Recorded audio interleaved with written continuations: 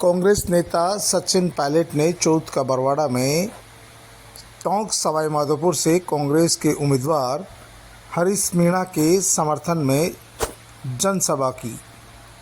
जनसभा को संबोधित करते हुए सचिन पायलट ने कहा कि टोंक सवाईमाधोपुर सीट से भी कई नेता टिकट की लड़ाई में थे, लेकिन हमको जो सबसे मजबूत दावेदार लगा, टिकट उसी को मिला। अब हम सबको हरीश मीणा को जिताने के लिए काम करना है। पायलट ने कहा कि टिकट मांगने तक नेताओं की लड़ाई हो सकती है, लेकिन टिकट मिलने के बाद हमारा एक ही नेता होता है और इसीलिए टोंक सवाईमाधोपुर सीट से हम सबसे ज़्यादा वोटों से हरीश मीणा को चुनाव जिताकर भेजें। उन्होंने सभी से कहा कि जाति धर्म का भेद भुलाकर हरीश मीणा को उन्होंने कहा कि कांग्रेस पार्टी सभी जातियों और 36 कौम की पार्टी है, जहां पर सभी के लिए जगह है। सचिन पायलट ने इस दौरान पूर्व मंत्री अशोक बैरवा का नाम लेते हुए कहा कि पूर्ववर्ती सरकार में अशोक गहलोत सरकार में अशोक बैरवा कैबिनेट मंत्री थे, लेकिन पिछली बार सरकार में वे मंत्री नहीं बन सके। जब वे मंत्री थे तो पूरी की पूरी योजनाएं जनता के सामने गिनाते थे, लेकिन उतार चढ़ाव आता रहता है। कोई नहीं, जब अगला चुनाव होगा तब हो सकता है अशोक बैरवा फिर मंत्री बने। उन्होंने सभी नेताओं से और कांग्रेस पार्टी के कार्यकर्ताओं से हरीश मीणा को टोंक सवाईमाधोपुर से जिताकर लोकसभा में भेजने का आग्रह किया। उन्होंने कहा कि टोंक सवाईमाधोपुर सीट सबसे ज़्यादा वोटों से जीतने वाली सीट होनी चाहिए। उन्होंने कहा कि हमें जातीय भेद भुलाकर काम करना होगा। याददाश्त बहुत अच्छी है।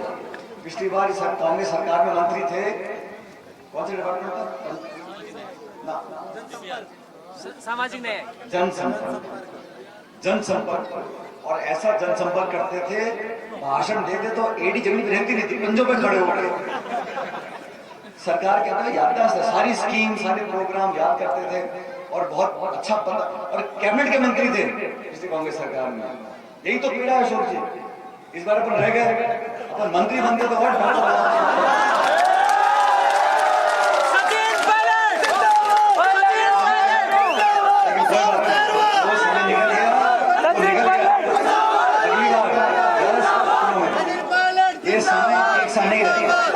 समय एक सा नहीं रहता, उतार चढ़ाव जिंदगी में आते, राजनीति में आते। अशोक जी पुराने कांग्रेस कार्यकर्ता है, आज के नहीं है।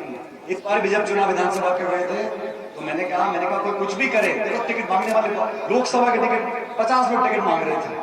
पार्टी सर्वे करती है, लोगों से चर्चा करती है, नेताओं से आमराय बनाती है, फिर एक व्यक्ति को टिकट मिलता है।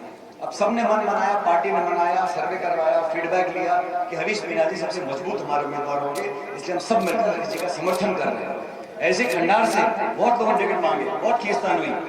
एंड में जब आया करने का तो मैंने भी अशोक बैरवा जी कहा, मैंने कहा सारी बातें भूलकर अशोक बैरवा जी को टिकट देकर जिताएं, ये हमारी पार्टी का मन था। हमारी कमी रह गई, हम लोग सरकार नहीं बना पाए, अपन लोग कहीं पीछे रह गए होंगे, लेकिन 28 में फिर चुनाव आ रहे हैं और जो मुझे हाल दिख रहे हैं इस सरकार के, इनकी पार नहीं पड़ने वाली है। जो अभी 3-4 महीने में हाल हो गए हैं, काम सारे ठप, विकास बंद, खींचतान, पता ही नहीं कौन क्या कर रहा है, कैसे कर रहा है। तो आप लोगों को देश और दुनिया को इस देना पड़ेगा कि कांग्रेस पार्टी का यहाँ से जो उम्मीदवार हमारे हरीश मीणा जी हैं, ये भारी बहुमत लेकर जीते।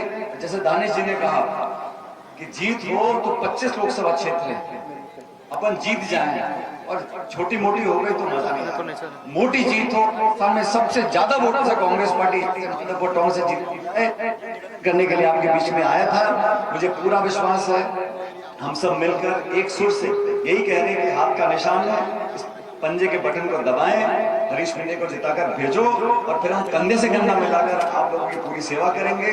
खंडार के यहाँ विधानसभा क्षेत्र के सभी 36 कांग्रेस साथियों से बोलना चाहता हूँ, बहुत से आएंगे, कोई जाति की बात करेगा, कोई धर्म की बात करेगा, पुत्र की बात करेगा, लेकिन ये सब कांग्रेस पार्टी सबकी पार्टी है, हर जाति बिरादरी का इसका प्रतिनिधित्व है। हम सब मिलकर पहले भी रहे हैं और मैं आपको आश्वासन देता हूँ यहाँ से जीतने के बाद मिलजुल कर आपका काम करेंगे।